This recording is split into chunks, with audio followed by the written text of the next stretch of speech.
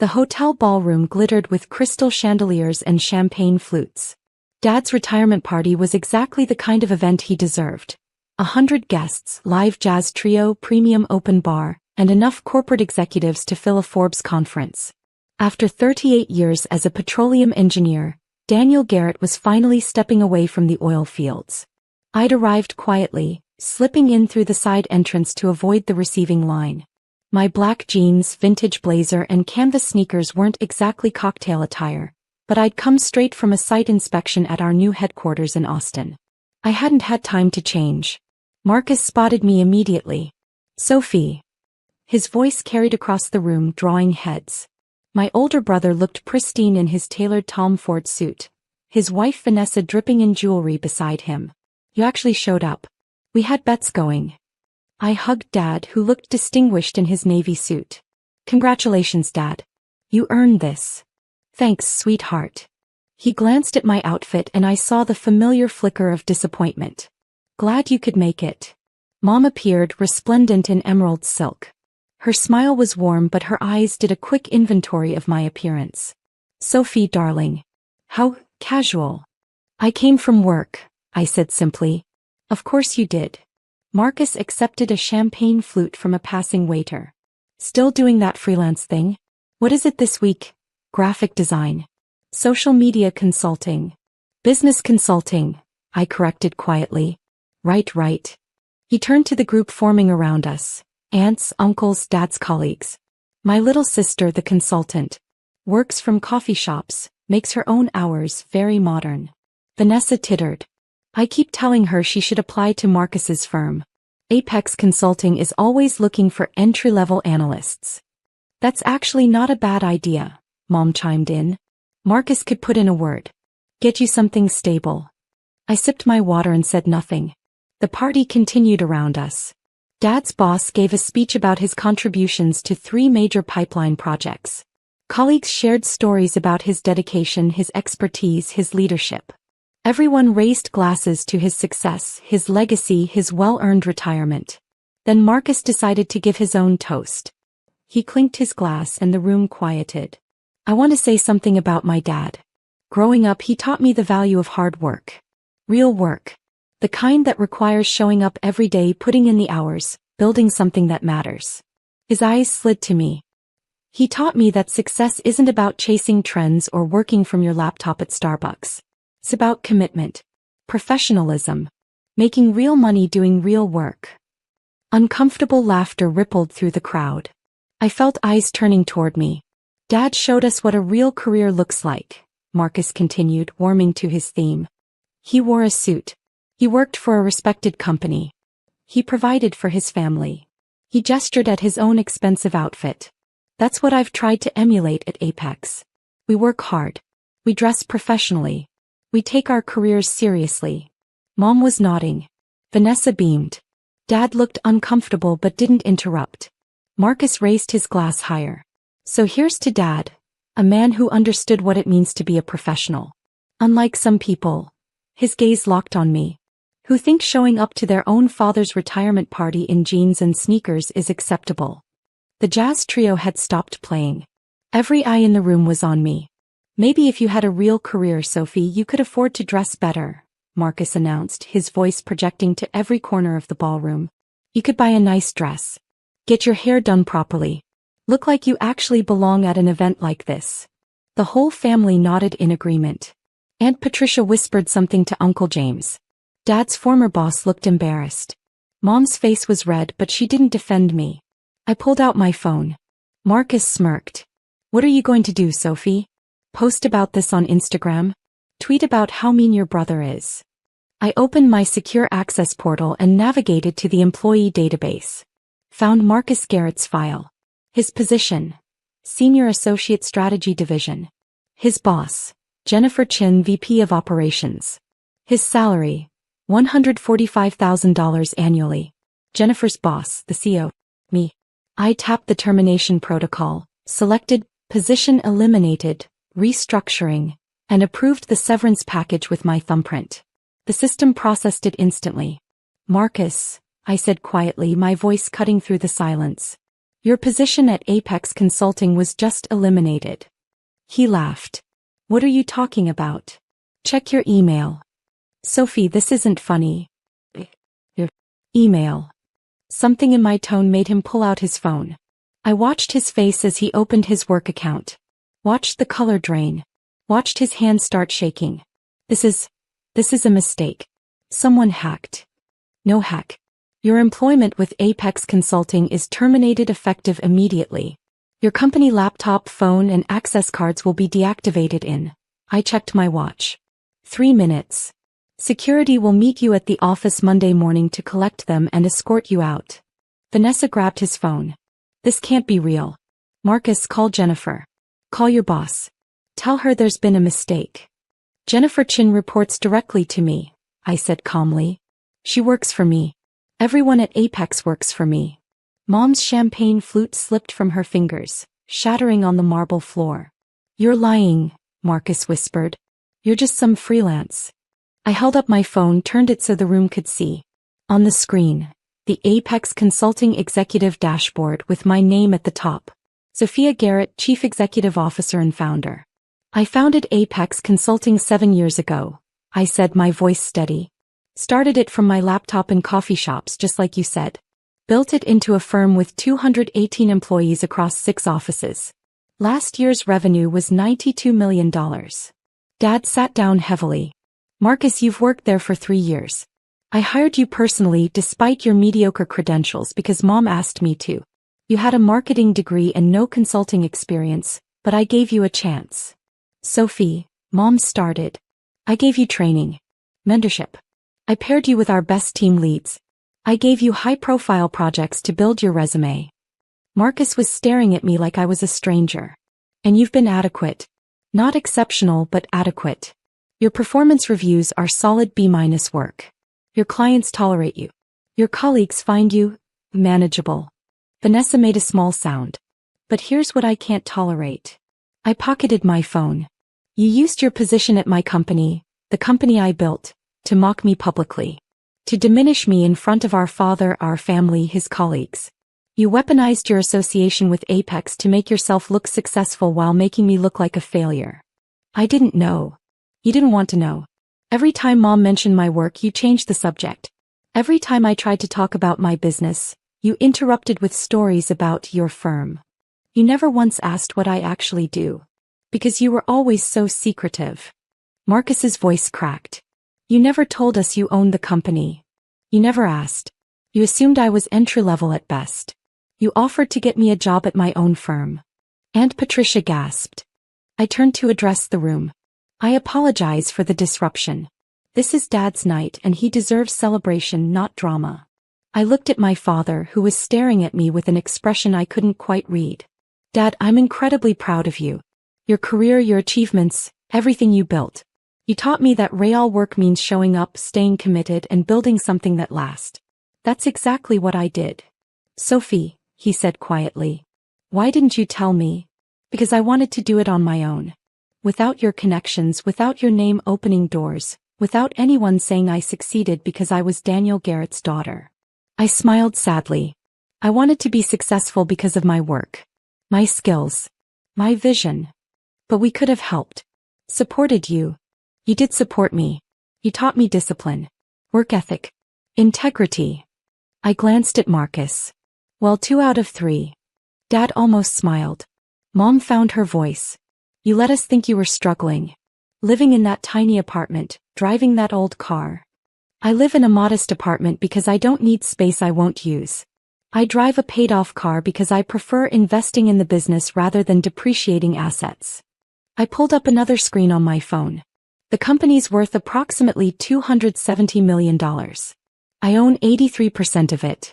My personal net worth is around $220 million. Someone dropped a plate in the kitchen. The crash echoed through the silent ballroom. But you dress like... Vanessa gestured helplessly at my outfit. Like someone who spent the day touring a construction site. Because I did. We're building a new headquarters in Austin. 60,000 square feet. I needed to check the progress before flying here. I looked down at my sneakers. These are comfortable. The blazer is vintage Armani. And I don't particularly care what you think of my jeans. Marcus sank into a chair. I can't believe this. This whole time you were working at my company, earning a salary I approved, using credentials I helped you build, all while thinking I was beneath you. What happens now? He asked quietly. I considered him. My brother who'd bullied me through high school, who'd made fun of my college major, who'd called my business dreams cute when I first started. My brother who'd nonetheless shown up when I had my appendix out. Who'd helped me move 3 times. Who'd taught me to drive stick shift in his old truck. Your severance package is generous. 6 months salary, continued health insurance, and a neutral reference letter.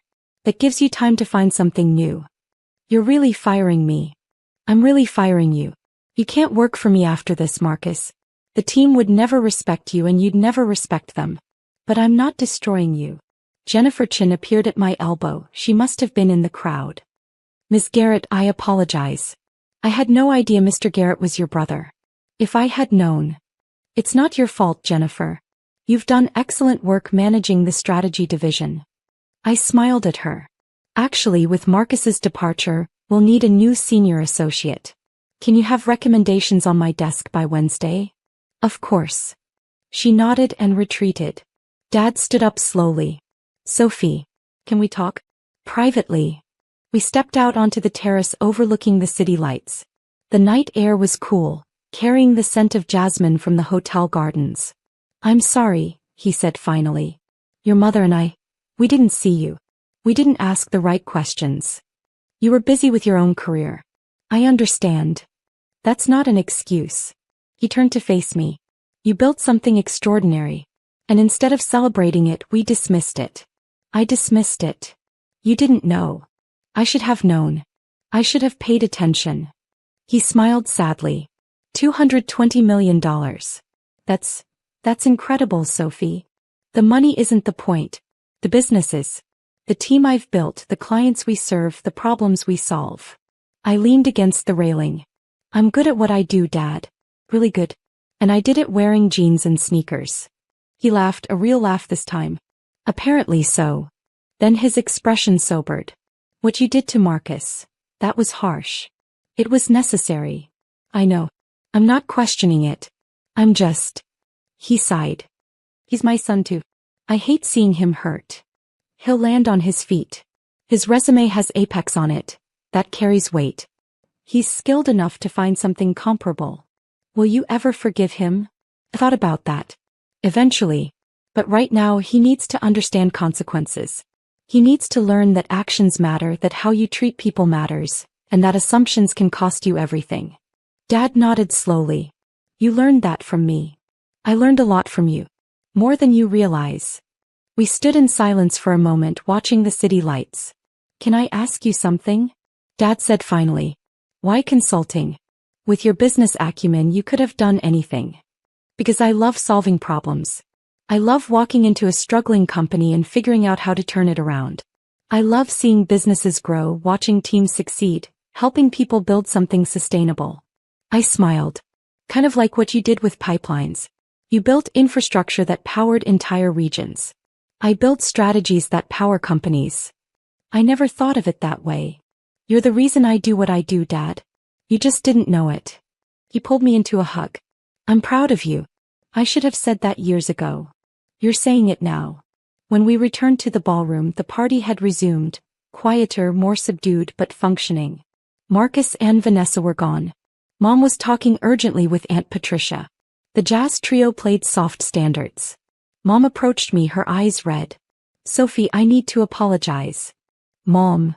No, let me say this. I failed you. As a mother, I should have supported your dreams, asked about your work, celebrated your achievements. Instead, I compared you to Marcus, made you feel small, and assumed the worst. She took my hands. I'm so sorry. I forgive you. But going forward, I need you to see me. Really see me. I will. I promise. Jennifer Chin appeared again. Ms. Garrett, I hate to interrupt, but the Austin contractor called. They need your approval on the electrical specifications. Can it wait until Monday? They're trying to stay on schedule for the June opening. I sighed. Give me 10 minutes. As Jennifer walked away, Dad chuckled. Running a company never stops, does it? Not really. I smiled. But I wouldn't have it any other way. The rest of the evening passed in a blur of conversations. Dad's colleagues wanted to talk about Apex, about consulting, about my unexpected success. Aunt Patricia kept apologizing. Uncle James asked for business advice. I left around 10, hugging Dad one more time. "Thank you for coming," he said. "Even after everything. It's your night. You deserve to have family here. You're the best of us, you know that?" I smiled. "I'm just the one who learned your lessons and applied them differently." In the parking garage I found my 10-year-old Subaru, practical, reliable, paid off. I drove home to my modest 2-bedroom apartment, where my laptop waited with emails about the Austin project, the new client proposal, and the quarterly board meeting. My phone buzzed. A text from Marcus. "I'm sorry. You deserved better from me." I stared at it for a long moment, then typed back. "You'll figure it out. You always do." Another text, this time from Dad. "Breakfast next Saturday? Just us. I want to hear about your business. Really hear about it." I smiled. "I'd like that." As I opened my laptop and reviewed the electrical specifications for our new headquarters, I thought about success and family, and the moment when your brother realizes you fired him from your own company. Dad's retirement party had been supposed to celebrate his career. Instead, it became the night everyone learned what mine actually was. And honestly, that was better than any toast Marcus could have given. I didn't say I bought a house. I said I was looking. It was a Sunday dinner, one of those you better show up kinds, not because anyone misses me, but because missing it gives them something new to hold against me. My sister Lauren was already talking over everyone unloading about preschool tuition mold in the kitchen, her latest migraine. Mom kept nodding like each complaint was a medical emergency. Dad was half asleep behind the mashed potatoes. I said it between bites. No announcement. No big moment. I've been thinking about buying a place. Just outside the city, that was all. But the air shifted. Forks paused. Lauren's glass clinked too hard against her plate. Even the kids looked up mid-argument about who stole whose crayon. Mom turned slowly. "Buying, just browsing," I said, brushing it off. "A cottage, maybe. 2 bedrooms, a bit of garden. Nothing major." Lauren blinked, once, twice, then smiled. 2 bedrooms. She said it like I'd told her I planned to live in a submarine. Dad finally looked up. "You sure now's the time?" "What's wrong with your apartment?" I kept my voice steady. "Nothing. I just want something of my own." Mom laughed softly, the kind that carries no humor. "Well, if you're buying, we should talk. There's a house near Lauren's neighborhood. 5 bedrooms, big yard, great school district." I looked at her. "Why would I need 5 bedrooms?" The silence was fast and heavy. Lauren answered for her. "We just figured, with the kids and everything, it'd make sense. You'd have the space." I didn't respond, because it wasn't new. The way they used my silence as permission, the way Lauren's problems always seemed to land at my doorstep, and how they all just assumed I would bend because I always had. Mom smiled. "Martha from church says it'll go fast. We could tour it together next week." Lauren nodded. "It even has a finished basement. We'd be out of your way." "We, not you." I looked down at my plate. I'd lost my appetite. I wasn't mad. I wasn't shocked. But something cold and final settled in my chest. Not rage, not grief. Just something done. They didn't know it yet, but I did. This was the last Sunday I'd ever sit at that table and be spoken around like furniture. I didn't go home after dinner. I drove. I didn't have a destination, just roads I hadn't seen in a while. Past the city's edges where the houses turned into silos and fences gave way to empty fields. I turned the radio off somewhere around exit 12. Let the hum of the tires fill the car. I wasn't angry. That would have been clean. I was quiet. Not the peaceful kind. The kind you sit in when something's breaking under the surface.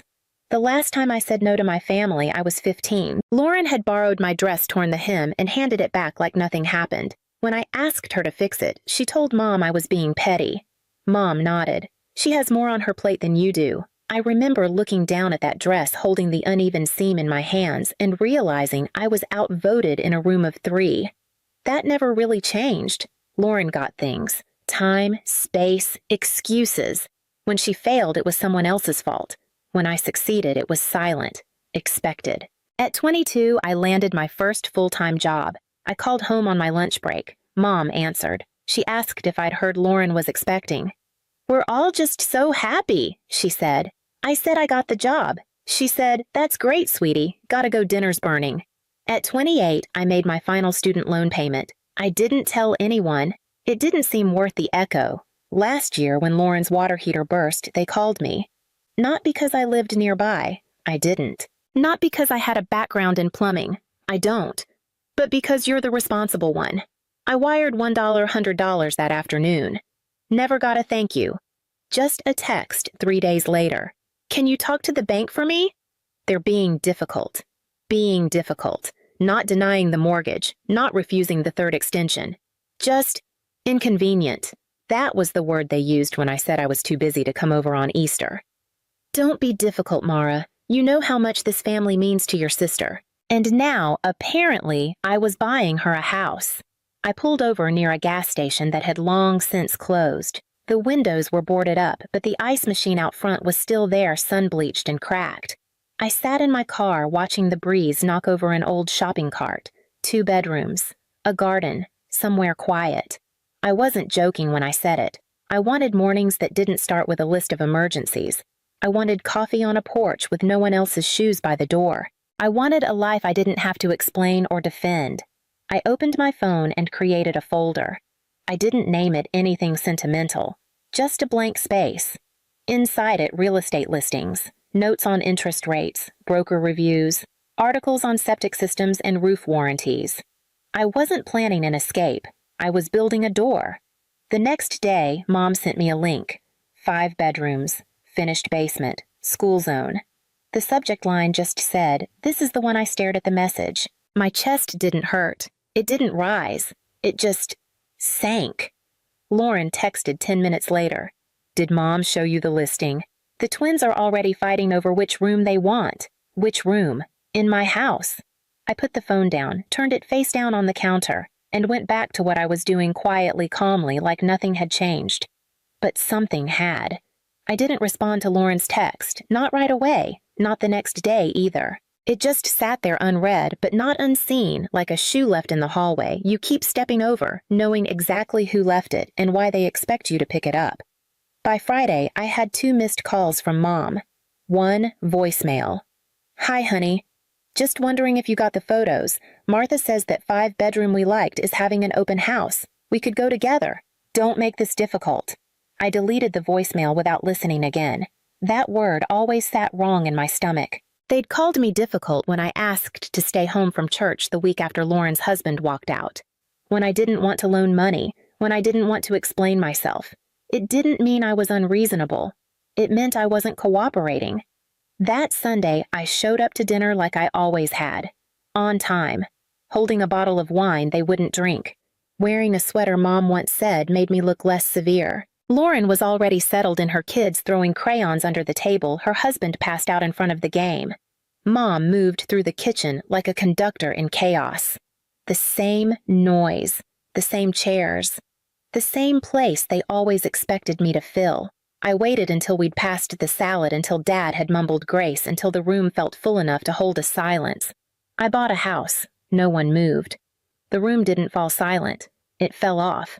Like a stage light had suddenly gone out. Mom turned. "You already did?" I nodded. "Closed last week." Lauren blinked. "You didn't say anything." I didn't feel the need. Dad looked up from his plate, brow drawn. "You didn't run it by anyone." I didn't answer. Just folded my napkin slowly, then set it in my lap. Mom opened her mouth, then closed it again. She tried a smile. "We just wanted to make sure you had something suitable." Lauren leaned forward, voice soft. "It's just..." The girls were excited. I let that hang in the air. Then I said, "They have a home. This one isn't it." No one spoke after that. I didn't need them to. They heard me. No one followed me out that night. I left the dishes half cleared, took my coat from the hook by the door, drove in silence. It wasn't dramatic, just clean. The kind of exit that didn't need slamming because the door had already been closed, just not announced. The next morning, I woke to 3 texts from Mom, 2 from Lauren. All variations of the same thing: you blindsided us. The kids are confused. You never used to be this cold. Cold. That was the word they always reached for when I stopped playing along. When I moved out at 21 instead of staying to help around the house, I was cold. When I asked to spend Christmas with friends 1 year, cold. When I didn't cry at Lauren's wedding. Never mind that I paid for her wedding photographer. I muted the group thread. Blocked Lauren for the day. It felt like setting down something heavy I'd carried long enough to forget how tired I was. That evening, Mom showed up at my apartment. She didn't call, just knocked. Knuckles sharp like punctuation. I stood behind the door, heart steady. I didn't open it. She knocked again. "Mara, I just want to talk." Then quieter. "You don't get to shut us out like this." I leaned my head against the wood, took a breath. "I'm not shutting you out," I said through the door. "I'm choosing not to let you in." There was a long pause, then footsteps retreating. 10 minutes later, a text arrived from Lauren's husband's number. A photo of the girls in their bunk beds side by side, holding up handmade signs. "We miss you, Aunt Mara. Come visit us soon." I stared at the screen for a long time. My thumb hovered, then dropped. No reply. Another photo came 2 hours later, the baby's crib now shoved into the corner of Lauren's bedroom. "He wakes up every time we move. He needs sleep. Please." The guilt sat on my chest like a hand that wasn't mine. But I didn't answer. That night, I opened my laptop and emailed the real estate agent again. Confirmed closing date. Utility transfer. Key drop-off. I clicked the folder I'd started weeks ago, the one with the blank name. Inside blueprints, budget projections, gardening plans, a list of herbs I didn't yet know how to grow. I added a new file, titled it Life Unshared. Then I shut the screen and went to bed. I didn't invite anyone to see the house, not when I picked up the keys, not when I walked through the empty rooms with the echo of my own footsteps, not when I stood in the backyard and realized the silence out there wasn't heavy, just honest. There was no announcement, no social media post, no family text, but they found out anyway. Lauren texted first. "Mom said you closed. Why didn't you tell us?" I didn't answer. 2 hours later, "You said 2 bedrooms. But there's a sunroom too, right? That could work for the baby's crib." Then a third. "We've started packing. Just a few boxes. Mostly the kids' things. No question marks. Only expectations dressed up as facts." I stared at the messages. Set the phone down. Let it buzz on the counter until it died. That weekend, I came home from the grocery store to find Mom standing outside my building. Her arms were crossed, her mouth tight. She didn't wave. She didn't need to. "You're being unreasonable," she said as I got out of the car. I didn't say anything. "They're your family," she continued. "You're not even using all that space." I unlocked the trunk, took out my groceries 1 bag at a time. "Mara, don't ignore me." "You're acting like a stranger." I turned to face her. "I'm acting like someone who's finally been given a choice." She flinched. Just slightly. "They have nowhere to go. They had months." "We thought you understood." "You never asked." She looked down. Her voice wavered a little too perfectly. "Your sister's exhausted. The baby cries all night. The girls keep asking why you don't love them anymore." I stood still, the bag of oranges in my hands suddenly heavier than it should have been. "You always said you'd be there for them," she whispered. "You always said you were the steady one." I nodded. I was. "So why are you doing this?" I took a breath. "Because for once, I'm building something that doesn't include a back door for everyone else." She didn't reply, just looked past me at the bags I was still holding. At the building I didn't invite her into. I waited, but she didn't ask to come up, and I didn't offer. When I closed the door behind me, it clicked softer than I expected. No slam, no drama, just a line, finally drawn. They didn't stop. When silence didn't work, they tried volume. Not the shouting kind, the spreadable kind. Aunt Cheryl called first. I hadn't spoken to her since 2019 when she forgot my birthday and sent Lauren a fruit basket for hers. "Sweetie, your mom's been so worried. This whole house thing. Can't we all just talk it through like family? I didn't answer. Just listened. You've always been the level-headed one, she continued. And you know your sister's been struggling. She needs you. I thanked her for calling and hung up. An hour later, a Facebook tag. Lauren had posted a photo of the girls in front of stacked boxes smiling with chocolate on their faces. The caption read, "Some people say family is everything. Some people prove otherwise." Hundreds of likes. Comments filled with prayer emojis and thinly veiled attacks. Some people just lose their way. Kids shouldn't have to pay for adult decisions. We raised our children to care for each other, not close doors. I read them all. Once. Then I deleted the app. The next day, Mom emailed a letter. Not a message, a full-page letter. PDF attached, properly formatted, signed at the bottom. She wrote that she and Dad had hoped we would share this chapter of life together, that they'd dreamed of the whole family growing old nearby, helping each other the way families used to. She reminded me of the mortgage I'd co-signed for them years ago, the hospital bill I'd covered when Dad's insurance fell through, the years I'd stepped up without needing to be asked. Then she asked plainly, "Why now? Why are you suddenly choosing distance over duty?" I didn't reply. I printed the letter, folded it in half, filed it under legal correspondence. That night, I watered the lavender I'd planted in the window box, made tea, opened the book I'd been meaning to start for 2 years. It was quiet, not lonely. There were no footsteps overhead, no dishes clinking in the sink I didn't leave, no bedtime tantrums behind thin walls, only the steady tick of my own clock. A sound I hadn't heard clearly in years. I didn't owe anyone an explanation, and if they kept trying to rewrite the story that was fine, I was finally the one holding the pen. I changed my number the following Monday. No announcement, no group text, just a quiet 15 minutes at the carrier store and a new SIM card in my phone. I gave the number to my boss, my assistant, and 2 friends. No one else. I updated nothing online, left no forwarding address. When the lease on my apartment ended, I moved everything in one trip using a moving service they'd never heard of, the kind that didn't leave branded boxes behind. The cottage was smaller than my old place, older too. The floors creaked in winter. The pipes moaned when I ran hot water too long. But it was mine. Every squeak belonged to me. I painted the walls myself, built the bookshelves I used to say I never had time for. I started a garden in the back, just herbs at first. Basil, rosemary, mint. Something simple, something slow. No one knew where I was. For the first time in years, I woke without checking my phone. There were no demands, no guilt, no photos of bunk beds or forwarded listings, no weaponized silence, just the sound of birds outside the kitchen window. Sometimes I sat on the porch with my tea and read nothing, thought nothing, let the day rise and fall without rushing to meet it. This wasn't escape. I wasn't hiding. I was claiming space that had always been mine. They had taken so much without asking. So I stopped answering. And then finally, they stopped asking. The email came late on a Thursday night. Subject line, "Can we talk?" It was from Mom's address, but I could hear Dad's voice in the way it was written, tight, formal, carefully weighed like a statement prepared for court.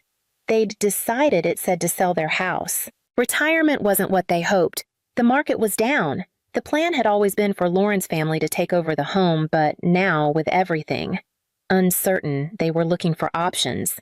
There was a pause in the middle of the message, a breath I could feel even in the text. "We know we've made mistakes, but family takes care of family. Your sister and the kids need stability. Your father and I aren't getting any younger." I read it twice. Not because I didn't understand, because I understood exactly. They weren't asking me to help. They were asking me to return to a role I had never agreed to. I didn't reply that night, or the next. On Sunday morning, I printed the email, folded it in thirds, and slid it into an envelope. Inside, I placed a single card. Not a note, just contact information, a financial advisor, specialist in senior housing transitions, someone who could explain things I no longer would. I mailed it without a return address, and when I dropped the envelope into the box, I didn't feel cruel. I felt done. I never thought betrayal could wear pearls and satin. There I was, third row at my younger sister's wedding in Charleston, South Carolina, wearing the only cocktail dress I owned. It was navy, a little outdated, but clean. I sat with my back straight, hands folded, trying to disappear into a sea of elegance and curated smiles. My son Theo sat beside me, his little legs swinging under the table. 2 double shifts paid for that tiny tux. Worth every hour he lit up every time someone called him handsome. He looked so proud, beaming every time someone walked past and called him handsome. He thought this day would make us feel included again. Maybe I did too. Ava. My sister glided through the room like she'd been born to wear a veil. She always had that kind of gravity. Photogenic, magnetic, adored, especially by our mother. Ava got praised for everything. I got compared for anything. She was the star. I was the backdrop. Still I came. I clapped. I cheered. I helped Theo straighten his tie before the ceremony. And I kept smiling when someone leaned in and said, "Wait, you're the older one." "No way. You don't look old enough to have a 9-year-old. Then came the speeches. First up, the best man. Some inside jokes, awkward chuckles, the usual. Then Ava stood. A hush fell. She raised her champagne flute and gave that camera-ready smile she'd perfected since high school. "I just want to thank you all for being here," she said, voice syrupy and smooth. "This day means so much. And of course I have to say something about my big sister Claire." I turned to Theo and gave him a small smile. He grinned back, eyes glowing. For a second, I believed she might say something kind. Ava continued, "Claire has always been an example." Pause. "She's a single mom, strong, independent, and clearly unwanted by anyone else." The laughter hit instantly, louder than the music. Glasses clinked, chairs shifted, my stomach twisted. Surely I misheard. But Ava just kept grinning like she'd dropped the cleverest punchline of the night. Then, from the head table, my mother chimed in, her voice carrying with deliberate volume. "She's a used product, but hey, she still scrubs up nicely." Another wave of laughter. Crueler this time. Theo tugged on my sleeve. "Mom," he whispered, his voice small and broken. "Why did Aunt Ava say that I didn't have an answer?" My napkin was balled tight in my fist, soaked from my palm. I looked around. Someone had to see this for what it was, but no one met my eyes. My grandfather stared at his water glass. My cousin typed something into her phone. Even my uncle, who once called me the heart of the family, looked away. Theo's little brows pulled tight, unsure, hurt, and that was the moment I cracked. His mother, the woman who bandaged his skinned knees, who stayed up late drilling long division flashcards, was being ridiculed by her own blood. Max didn't understand the weight of their laughter, but I did. And in that moment, I wanted nothing more than to grab his hand and leave. Just walk out of the grand ballroom, past the ice sculpture, the champagne tower, the curated perfection, never look back. But something in me didn't move. My body betrayed my will. I wanted to speak, to stand and say, "You have no idea what I've survived," to scream that I was more than their pity, their gossip, their joke. But my throat locked. My legs trembled under the linen-covered table. And then I heard it, a chair sliding back. Sloane's fiancé, Jackson Reed, stood, slowly, deliberately. He didn't glance at Sloane, didn't look at the guests. His eyes landed straight on me, and the room changed. Not a rescue, not a scene. Something colder, sharper, a reckoning. In my family, being the older sister didn't mean leading the way. It meant absorbing the shame first. I'm Erin Blake, 35, single mom, the stain on a family obsessed with appearances. I live with Max in a 2-bedroom walk-up in Savannah. Sundays are pancakes. I patch his jeans. He calls me Mom the Fixer. It's not glamorous, but it's ours, and it's honest. My family sees that as failure. My mother Margot thinks the Blake name deserves better. That's why she called Sloane's wedding our second debut, a chance to show the world we were still golden. Sloane is 5 years younger than me. Always dazzling, always cushioned. She has Margot's smile and Margot's protection. If Sloane tripped, she got silk pillows. When I stumbled, I got lectures. When I got pregnant at 26, my boyfriend promised a life together. By the 5th month, he was gone. No goodbye. No explanation. My family did ask questions. They offered conclusions. Disappointment dispelled Max when I held him. It was like every cruel word turned to static. Still, I hoped they see me again. Not as the shame, but as someone trying. So when Sloane's invitation arrived, I said yes. Even though they misspelled my name. Even though I wasn't in the wedding party. Even though I rented my dress and curled my hair in a motel mirror. While Max practiced saying, "Congratulations," I told myself this was closure. That maybe, just maybe, this was an olive branch. The avenue was. Surreal white roses blanketing the hedges, gold-rimmed place cards, a string quartet playing La Vieille Rose. Sloane shimmered like bridal royalty. When she saw Mesh blinked like she hadn't expected me to actually show up. "Max is getting big," she said before turning away. And that, when I knew this wasn't a reunion, it was a stage, and I'd just been cast as the punch. And when the laughter hit, it landed like a slap. No hand, no warning. Just the sting of 100 eyes pretending not to see. Max looked up at me confused. "Why are they laughing, Mom?" he whispered, his voice barely louder than the clinking silverware. I couldn't answer. My throat burned. My fingers twisted the napkin in my lap like a lifeline. I wanted to say something, anything, to shield him, but there were no words that could undo what had just happened. No explanation that would make sense to a 9-year-old who thought this night was supposed to be beautiful. I scanned the room, hoping for one kind face. Uncle Dean stared at his drink. Elise was texting under the table. Even Grandpa Walter, who once called me Little Lightning when I was a kid, refused to meet my eyes. The ache in my chest wasn't new. But watching Max's face twist in confusion, that was a new kind of pain. I'd learned to take the shame. I'd made peace with being invisible. But this was different. I thought about standing, about walking out, no speech, no drama. Just me, Max, and whatever pride I could gather on the way to the door. But something stopped me. It wasn't fear. It was something colder, deeper. It was fury. Not the kind that explodes, the kind that settles in your bones, the kind that watches, measures. Then I heard it, a chair scraping slowly against polished wood. Jackson, Sloane's fiancé, polished, predictable. He stood not with anger but with intent. He didn't look at Sloane or Margot or the crowd. He looked at me, and the room changed. Forks paused mid-air. A waiter froze beside the champagne tower. Even the string quartet trailed off bowstrings hovering mid-note. Jackson didn't speak right away. He didn't need to. The tension was tight as wire. Our eyes met. He didn't look sorry for me. He looked resolute. I braced myself for the usual a joke, a save a line to bring the mood back. But Jackson didn't blink. He stepped toward the mic. Sloane's hand twitched as if to stop him, but didn't. He didn't look at her. He didn't look at anyone. Just me. Then he spoke. Everyone laughed, like mocking a woman who built a life from scratch was entertainment. Like raising a child alone made me less. Max's smile disappeared. He leaned into me, whispering, "Why did she say that?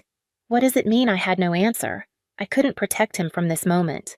Couldn't explain why the people who smiled at him minutes ago were now laughing at his mother. I scanned the room again. No one met my eyes. Some stared at their forks. Others checked their phones.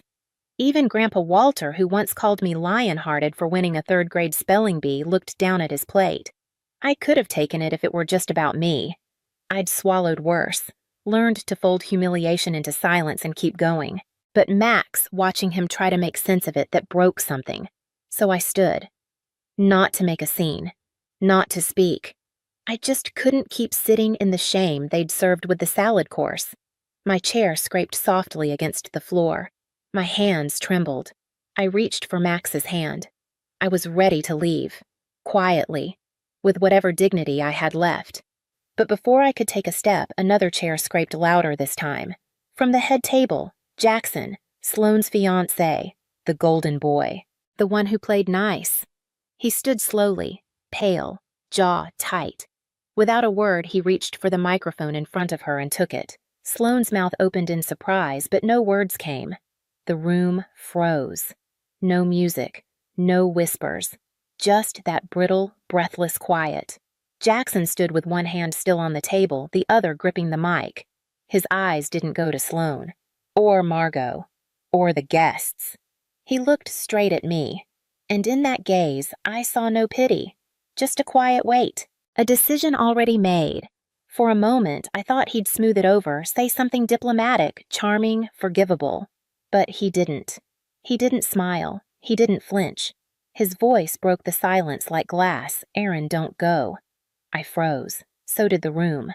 Sloane stiffened. Margot tensed. The DJ's hand hovered near the music controls but stopped when Jackson raised his. "I can't pretend I'm okay with what just happened," he said. And just like that, the room finally started to shift. "I won't stand up here and let that kind of cruelty pass as comedy." The words landed like a thunderclap. The room held its breath. No one moved. No one sipped. Even the champagne bubbles seemed to pause mid-rise. Jackson stepped out from behind the head table, not rushed, not theatrical, just steady, deliberate, like he was walking through cement through generations of silence and performative smiles. He stopped by our table. Me, Max, 2 untouched salad plates, a napkin I'd crushed into a ball in my lap. Jackson looked directly at the crowd. "I've heard a lot about this family over the past year," he said, "about loyalty legacy keeping up appearances. But what I just witnessed wasn't family. That was mockery in a tuxedo." Chairs shifted, glasses clinked nervously. A few guests glanced toward Margot. Others stared deep into their champagne like it might swallow them whole. He turned to Sloane. She looked frozen, not in grace, but in guilt. "You mocked your sister," Jackson said evenly, "for raising her son alone, for surviving, for showing up. And worse, you did it in front of her child." Sloane opened her mouth, but nothing came out. Not a word, not a smile, not even her signature practiced shrug. "She didn't ask to be put in that position," Jackson continued, "but she came anyway. She sat quietly in the back. She smiled. She brought her son to celebrate you, and you turned that into a joke." I'd never seen Sloane look small before. Not once. But in that moment, all the sparkle drained from her like cheap glitter in rain. Jackson turned back to the room. "Aaron didn't ask for sympathy. She's never needed a stage. But I won't marry into a family that confuses cruelty for humor and shame for tradition. If that's the price of admission, I'm out." A ripple went through the guests. Audible gasps. One woman whispered, "Oh my God!" A fork dropped somewhere near the cake table. Max clutched my hand tighter. Jackson looked at him and gave a soft, quiet nod. "Your mom's the strongest person in this room," he said. "Don't forget that." My breath caught, stuck somewhere behind my ribs. And then he turned to the crowd one last time. "I've seen enough." He placed the microphone gently on the table and walked out. Not stormed, not fled, just left. Straight down the aisle, past the string quartet, past the shocked stares and frozen smiles, past Margot. Gone. I stood there still holding Max's hand. The music didn't start. No one clapped. No one spoke. The silence was absolute, like someone had unplugged the entire event. The fairy tale cracked. But for the first time in a long time, I wasn't the one left broken. People glanced at me, then away. At Sloane. At the door Jackson had vanished through. Sloane stood there at the head table, wilted. Her posture, the one she'd practiced for months, finally gave way. Her shoulders sagged like she'd been struck. She looked around for approval, but all she found were eyes full of discomfort, shock, shame, a few disgust, and none of it aimed at me. Margot was the first to speak. She stood abruptly, her chair screeching. "What an ungrateful boy," she hissed. "He humiliated you in front of everyone, just like your sister selfish." But Margot's voice, once the final word in every room, didn't land this time. It didn't echo. It didn't hush the crowd. It just fell flat, like the weight behind it had vanished. and for the first time in my life, I didn't shrink beneath her words. I didn't flinch. I didn't feel small. I just looked at her and felt nothing. I turned to Max. He looked up unsure. "Are we leaving?" he asked quietly. "Yes, baby," I whispered, smoothing a curl away from his forehead. "We're going home." I stood tall, straighter than I had all night. I took his hand, and we walked. The crowd parted like water. Some people avoided my gaze. Others looked like they wanted to say something but couldn't. Halfway to the exit, a voice called out soft-aged, trembling. "Aaron." I turned. Grandpa Walter, pale, eyes red-rimmed. He stood slowly, hands slightly shaking. "I'm sorry," he said. "I should have stopped it, years ago." I nodded. I couldn't speak. I wasn't angry. I understood what silence costs people. I'd lived it, but I also wasn't carrying that silence anymore. It was his to hold now, not mine. Outside, the air was cooler than I expected. Clean, sharp, honest. Max squeezed my hand. "Is the wedding over?" I looked down at him. "Yeah," I said with a tired smile. "I think it ended exactly how it needed to." We drove home in silence, no radio, just the hum of the road and the soft tap of Max's fingers on the window. When I tucked him in that night, he didn't ask any more questions. He didn't need to. The next morning, my phone was lit up with missed calls from cousins I hadn't heard from in years, from guests whose names I barely remembered. I ignored them all. A friend texted me, "You need to see this. Jackson's speech. Facebook. 50,000 views." I opened the link. There it was. Jackson's voice, calm and sharp, slicing through a ballroom of smug silence. And there I was, frozen in the frame, holding Max's hand. The comments poured in hero. She deserved better. I'm crying. Every single mom felt seen. I didn't cry. I didn't smile either. I just felt still, like something inside me had finally stopped clenching after years of gripping too hard. Later that week, Sloan tried to control the narrative. Said Jackson overreacted, that it was all just a joke, that people were too sensitive. But the truth had already landed, and no one was laughing anymore.